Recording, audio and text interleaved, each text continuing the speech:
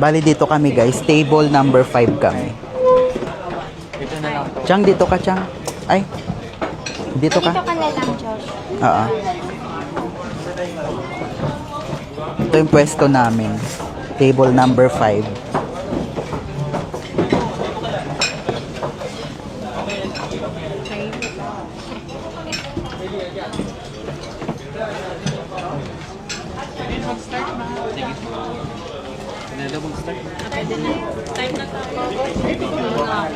Ayan, pwede na daw mag-start. So, kukuha na kami ng foods.